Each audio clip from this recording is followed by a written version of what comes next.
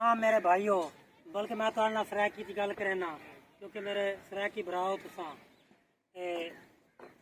मैं तुहाडे तो बड़ी अच्छी तवक्को रख के लैके आया कि इस चिमनी का दफा तुहाडे हाथ च। चिमनी नू सटना है या चिमनी नू बुलंद रखना है। मेरे भाइयों, तुसा मैनू बेसिकल जाती तौर पर जान दो कि मैं एक मजदूर आदमी हाँ।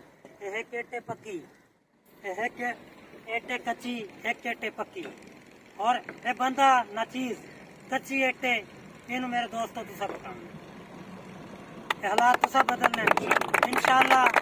एक काफी अरसे तू जेड़े सियासत के चेहरे नहीं बदले इंशाल्लाह हम बदल सन। अल्लाह के हुक्म नाल नौजवान भाई मेरे नाल हैं। अल्लाह के हुक्म नाल असा हालात बदल कर असी साह लवांगे इंशाल्लाह।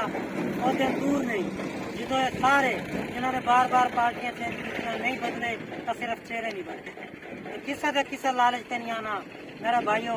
मैं ताड़ी तरह एक आज जहा एक गरीब जहा बंदा मगर अल्लाह की शुक्र है भाई तुहाडे कोल तां बहुत हालात टाइट मेरे तो ज्यादा नहीं जान सकता।